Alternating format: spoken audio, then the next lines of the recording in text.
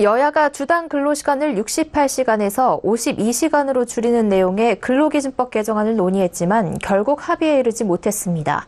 어제 국회 환경노동위원회는 휴일 근무수당 할증률 등 주요 쟁점을 토론할 예정이었는데 결국 파행됐습니다. 산업계 최대 화두로 떠오른 이 근로시간 단축과 관련해서 김혜영 기자와 이야기 나눠보겠습니다.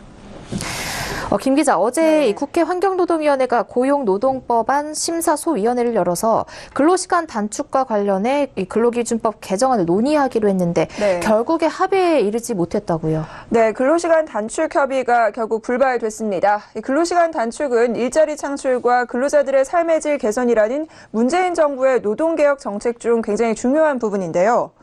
주당 노동시간을 68시간에서 52시간으로 줄이자라는 법안이 결국 국회 문턱을 넘지 못한 겁니다. 어제 국회 환경노동위원회는 오전부터 관련 소위원회를 열어 마라톤 협상을 벌였지만 결국 실패로 돌아갔습니다. 여야 의원끼리는 물론이고요, 여당 내부에서도 엇박자가 났습니다. 앞서 여야 3당 간사는 경론 끝에 잠정 합의안을 도출했습니다. 잠정 합의안에는 주당 근로시간을 최대 68시간에서 52시간으로 단축하되 휴일 수당에 대해서는 현행대로 통상임금의 1.5배로 한다라는 내용이 포함이 됐는데요. 그러나 민주당의 강병원, 이용득 의원, 정의당이 휴일 근무 수당을 통상임금의 2배로 적용해야 한다고 요구했고, 호경표 환노위원장은 간사 간의 타협안을 중심으로 처리해야 한다고 맞서면서 진통을 겪게 됐습니다. 네, 여야 간뿐 아니라 여당 내부에서도 의견이 엇갈렸다는 건데 이렇게 합의가 어려웠던 이유는 무엇입니까? 근로시간 단축을 두고 큰 틀에서는 어느 정도 합의가 이루어진 상황입니다. 현재는 주 최대 68시간까지 근로가 가능한데 이를 52시간으로 줄이자라는 데는 여야 모두 이견이 없는 상황입니다. 다만 그 과정에서 세부적인 것들을 두고 논의하는 과정에서 잡음이 발생하고 있습니다. 가장 큰 쟁점은 주말 근무수당 할증률입니다. 주말 근무수당을 얼마를 줄 것이냐, 이 부분을 놓고 진통이 거듭되고 있는 건데요.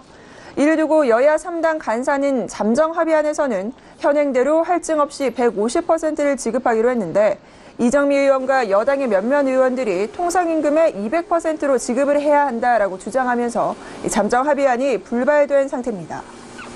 정의당 등은 근로시간이 주 52시간으로 줄면 휴일 근무는 연장근로 성격을 갖게 되기 때문에 연장근로와 휴일 근로의 두 가지 가상금을 중복 지급해야 한다고 주장하고 있는 겁니다.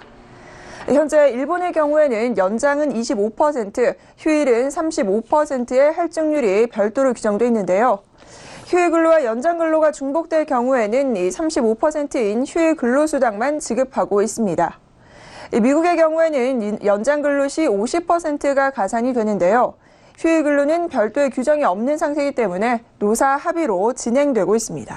네, 국회 입법이 어렵게 되니까 이제 정부가 직권으로 행정해석 폐기 수순을 밟는 것 아니냐, 이런 우려도 나오고 있다고요. 네, 맞습니다. 정부의 행정해석 폐기와 관련된 부분들이 계속해서 언급이 되고 있습니다. 어제 합의가 무산된 이후에 여야 간에 사실상 다음 일정을 논의조차 하지 못한 상황입니다.